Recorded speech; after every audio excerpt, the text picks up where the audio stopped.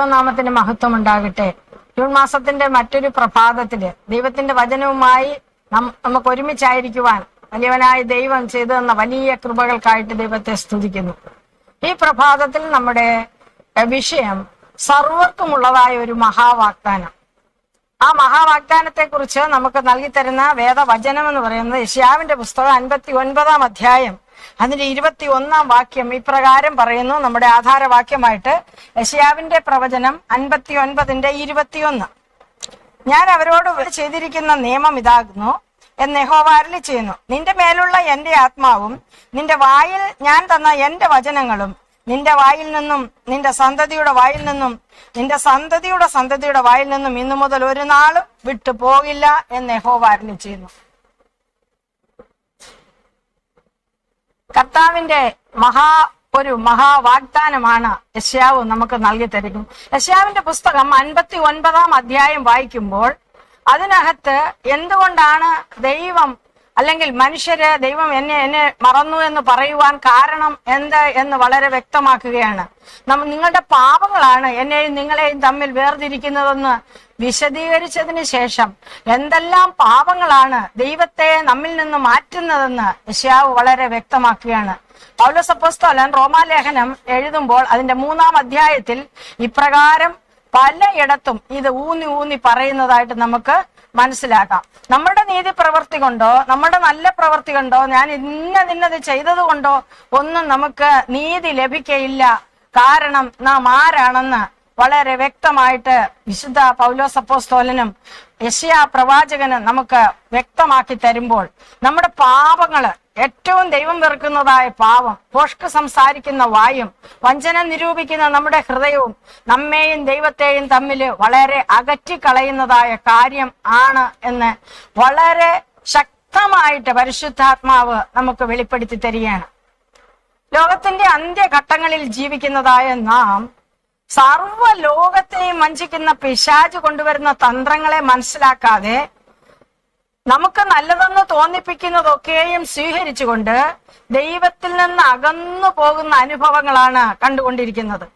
എന്നാൽ ഇവിടെ ദൈവത്തിൽ നിന്ന് നാം അകന്നു പോകുമ്പോഴും ദൈവം നമ്മെ രക്ഷിക്കുവാൻ തക്കവണ്ണം അവിടുന്ന് തന്നെ നമ്മുടെ പകരക്കാരനായി എഴുന്നേൽക്കുന്നു. അവിടുത്തെ കൃപ നമ്മുടെ സകല പാവങ്ങളെയും മായ്ക്കുവാൻ പര്യാപ്തമാണ് എന്ന് ദൈവത്തിന്റെ വചനം നമ്മോട് പറയാണ്. അവിടുത്തെ നമ്മോടുള്ള കരുണ എത്ര മാത്രമാണ് എന്ന് കാൽവരി ക്രൂശിലെ യാഗത്തിൽ നമുക്ക് ദർശിക്കുവാൻ തക്കവണ്ണം കഴിയും. ഇവിടെ യെശയ്യാ പ്രവാചകൻ തന്റെ 59 അധ്യായത്തിലൂടെ പറയുന്നത് ഈ പാപം ഏറ്റുപറയുന്ന ഒരു ജനത്തെക്കുറിച്ചും പാപം മറച്ചുവെക്കുന്ന ജനത്തിന്റെ അനുഭവങ്ങളെ കുറിച്ചും വളരെ വ്യക്തമാക്കുമ്പോൾ അവിടുന്ന് തന്നെ പ്രതികാര വസ്ത്രം ഉടുത്തുകൊണ്ട് ദുഷ്ടന്മാരെ ഇല്ലായ്മ ചെയ്യുകയും വീണ്ടെടുപ്പുകാരനായി രക്ഷിക്കപ്പെട്ടവരെ വീണ്ടുകൊള്ളുവാൻ തക്കവണ്ണം എഴുന്നേൽക്കുന്നതായും വിവരിക്കുന്ന ഭാഗമാണ് നമുക്ക് കാണുവാൻ കഴിയുന്നത്. അതിന്റെ 17 വാക്യത്തിലും 18 വാക്യത്തിലും ഒക്കെ നമുക്കത് കാണുവാൻ കഴിയും. എന്നാൽ ഈ രക്ഷിക്കപ്പെടുന്നവര് തങ്ങളുടെ പാപങ്ങളെ ഏറ്റുപറഞ്ഞുപേക്ഷിച്ച് ഒരു പുതിയ ഹൃദയം പ്രാപിച്ച് കെട്ടിനിന്ന വെള്ളം പായിക്കും പോലെ ദൈവസന്നിധിയിലേക്ക് വാഞ്ഞു വരുന്ന ഒരു അനുഭവം, തങ്ങൾ പാപികളാണെന്നും തങ്ങളുടെ പാപങ്ങൾ ക്ഷമിക്കുവാൻ അവിടുത്തെ പുണ്യാഹ രക്തത്തിന് കഴിയുമെന്നും വിശ്വസിച്ചുകൊണ്ട് ഒരു കൂട്ടം ജനം ഈ അന്ത്യകാലത്ത് ദൈവത്തിങ്കലേക്ക് തിരിയും എന്ന് വളരെ വ്യക്തമാക്കുകയാണ് യെശയ്യാ പ്രവാചകൻ ഇവിടെ. അങ്ങനെ വരുന്നതായ ജനം സിയോനിൽ യാക്കോബിന്റെ അതിക്രമം വിട്ടു തിരിയുന്നതായ ആളുകൾക്ക് ദൈവം ചെയ്യുന്ന നിയമമാണ്, അല്ലെങ്കിൽ അന്ത്യനാളിൽ ഒരു വീണ്ടെടുപ്പുകാരനെ തിരിച്ചറിഞ്ഞുകൊണ്ട് ദൈവത്തെ എതിരേൽക്കുവാൻ ഒരുങ്ങി നിൽക്കുന്ന തങ്ങളുടെ പ്രിയപ്പെട്ടവരെ കർത്താവ് അവർക്ക് കൊടുക്കുന്ന വാഗ്ദത്തമാണ് ഈ 21 വാക്യത്തില് നാം ദർശിക്കുന്നത്. അവിടുന്ന് നമ്മുടെ മേൽ തന്നിരിക്കുന്ന ദൈവത്തിന്റെ പരിശുദ്ധാത്മാവ്, ആ പരിശുദ്ധാത്മാവും അവിടുന്ന് നമ്മുടെ വായിൽ പകർന്നിരിക്കുന്ന ദൈവത്തിന്റെ ജീവനുള്ള വചനവും നമ്മിൽ നിന്നും എടുക്കയില്ല, നമ്മുടെ സന്തതികളിൽ നിന്നും അവരുടെ സന്തതി തലമുറയായിട്ട് അത് എന്നേക്കും നിലനിൽക്കുന്ന ഒരു നിയമമായി നിർത്തുമെന്ന വാഗ്ദത്തം ഈ യെശയ്യാ പ്രവാചകൻ നമുക്ക് നൽകി തരുമ്പോൾ നാം ഈ വാഗ്ദത്തത്തിനായി നമ്മെ ഇന്ന് പ്രഭാതത്തിൽ സമർപ്പിക്കാം. ഈ ഭൂമിയിൽ അല്പനാളുള്ള ജീവിതത്തില് കഷ്ടങ്ങളും പ്രയാസങ്ങളും ഭാരങ്ങളും നിരാശകളും ഒക്കെയും വേർപാടുകളും ഒക്കെയും നമുക്ക് സംഭവിക്കുമ്പോഴും ദൈവത്തിന്റെ വാഗ്ദത്തം അവിടുത്തെ നിത്യതയിൽ എന്നെന്നും ആനന്ദിക്കുന്ന ഒരു അനുഭവത്തിലേക്ക് നമ്മെ കൂട്ടിച്ചേർക്കുമെന്നുള്ളതാണ്. ആ വാഗ്ദത്തം നമ്മുടെ തലമുറകളെ കൂട്ടിച്ചേർക്കുമെന്നുള്ളതാണ്. നമ്മുടെ സന്തതി മേലും സന്തതിയുടെ സന്തതി മേലും നമ്മുടെ മേലും എന്നേക്കും നിലനിൽക്കുന്ന ദൈവത്തിന്റെ ആത്മാവ്, മാറ്റമില്ലാത്തവൻ, ഇന്നും എന്നും അനന്യനായ ദൈവത്തിന്റെ ആ സാമീപ്യം നമുക്ക് അനുഭവിച്ചറിയുവാൻ തരുന്ന ആ വാഗ്ദാനം പ്രാപിക്കുവാൻ ദൈവത്തിന്റെ കുഞ്ഞുങ്ങള് തങ്ങളുടെ പാവ വഴികളെ വിട്ട് ദൈവത്തിന് പ്രസാദമുള്ളത് ചിന്തിക്കുകയും പ്രവർത്തിക്കുകയും ചെയ്യുവാൻ തക്കവണ്ണം പരിശുദ്ധാത്മാവ് നമ്മുടെ മേൽ അഭിഷേകം പകർന്നേ മതിയാവും.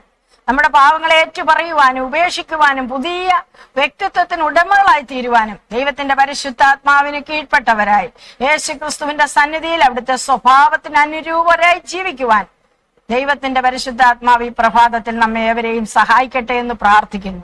ഏത് പ്രതിസന്ധിയുടെ ഘട്ടത്തിലും മാറിപ്പോകാത്ത ദൈവത്തിന്റെ തിരുസാന്നിധ്യം നമ്മെ വഹിച്ചുകൊണ്ടേയിരിക്കുകയാണ്. അവിടുത്തെ സാന്നിധ്യം രുചിച്ചറിയുന്നവർ ഭാഗ്യവാന്മാർ. അവിടുത്തെ സാന്നിധ്യത്തിന്റെ മറവില്, കൂടാരത്തിന്റെ മറവില്, ഷെക്കേനയുടെ മറവില് നാം മറഞ്ഞിരിക്കുവാൻ തക്കവണ്ണം നമ്മെ പരിശുദ്ധാത്മാവ് അഭിഷേകം ചെയ്യട്ടെ, ഉത്സാഹിപ്പിക്കട്ടെ എന്ന് പ്രാർത്ഥിക്കുന്നു. അതിനായി നമ്മെ സമർപ്പിക്കാം. ഇന്ന് ജന്മദിനം ഉള്ളതായ Mr Asher Varghese, Mr Babu MC, Mrs Aleyamma Antony, ഈ വ്യക്തികളെ മാത്രമല്ല ദൈവം അറിയുന്നതായി ഇന്നേ ദിവസം ജനിച്ചവർക്ക് ജീവിക്കുവാൻ ആവശ്യമായതെല്ലാം കൊടുത്ത ദൈവസന്നിധിയിൽ പ്രിയപ്പെട്ടവരെയും വഹിച്ചുകൊണ്ട് പ്രാർത്ഥിക്കാം. നമുക്ക് പ്രാർത്ഥിക്കാം. കാരുണ്യവാനും വീണ്ടെടുപ്പുകാരനും വേഗം വരുന്നവനും ഞങ്ങളുടെ രക്ഷകനുമായ കർത്താവേ, നല്ലൊരു പ്രഭാതം തന്ന് നല്ലൊരു വചനം തന്ന് അവിടുത്തെ വാഗ്ദത്തം തന്നതുകൊണ്ട് നന്ദി പറയുന്ന പച്ച. ഞങ്ങളുടെ മേൽ പകർന്നിരിക്കുന്ന ദൈവത്തിന്റെ ആത്മാവും ഞങ്ങളുടെ വായിലുള്ള ദൈവത്തിന്റെ വചനവും ഒരിക്കലും നീങ്ങിപ്പോകാതിരിക്കേണ്ടുന്നതിന് അടിയങ്ങളെ അവിടുത്തോട് ചേർത്തണയ്ക്കണമേ എന്ന് പ്രാർത്ഥിക്കുന്നു. അല്പസമയത്തേക്ക് മാറ്റിവെക്കുവാനോ മാറി നിൽക്കുവാനോ കഴിയാത്ത തിരുസന്നിധിയുടെ ആ ബലത്തിലും ശക്തിയിലും വെളിച്ചത്തിലും നടക്കുവാൻ കൃപ തരണമേ എന്ന് പ്രാർത്ഥിക്കുന്നു. ഇന്ന് ജന്മദിനമുള്ള പ്രിയപ്പെട്ടവരെ ഓർത്ത് പ്രാർത്ഥിക്കുന്നു. പ്രിയപ്പെട്ടവരെ കഴിഞ്ഞ നാളുകളിൽ കർത്താവ് അത്ഭുതകരമായി നടത്തി ആരോഗ്യത്തോടെ, സൗഖ്യത്തോടെ, സമാധാനത്തോടെ പരിപാലിച്ചു. ആവശ്യമായതെല്ലാം തക്ക സമയത്ത് നൽകി അനുഗ്രഹിച്ചു. തുടർന്നും കർത്താവിന്റെ കൃപ ധാരാളമായി അനുഭവിപ്പാൻ അവരെ പ്രാപ്തരാക്കണമേ എന്ന് പ്രാർത്ഥിക്കുന്നു. രോഗികളായി കഴിയുന്ന പ്രിയപ്പെട്ടവർക്ക് സൗഖ്യമയക്കണമേ എന്ന് പ്രാർത്ഥിക്കുന്നു. വേർപാടിന്റെ ദുഃഖം അനുഭവിക്കുന്ന കുടുംബങ്ങൾക്ക് അത് താങ്ങുവാനുള്ള കൃപ നൽകണമേ, ആശ്വാസം നൽകണമേ എന്ന് പ്രാർത്ഥിക്കുന്നു. കർത്താവിൽ ലോകം ഞങ്ങൾക്ക് ശാശ്വതമല്ല, ശാശ്വതവാസിയായ കർത്താവിൽ ശരണപ്പെടുവാൻ അടിയങ്ങളെ ദിനം പ്രതി സഹായിച്ചു അനുഗ്രഹിക്കണമെന്ന് വേഗം വരുവാനിരിക്കുന്ന യേശുവിന്റെ നാമത്തിൽ താഴ്മയായി ചോദിക്കുന്നു. പ്രാർത്ഥന കേൾക്കണമേ നല്ല പിതാവേ. എല്ലാവർക്കും നല്ലൊരു പ്രഭാതം ആശംസിക്കുന്നു. ദൈവം നമ്മെ അനുഗ്രഹിക്കുമാറാകട്ടെ.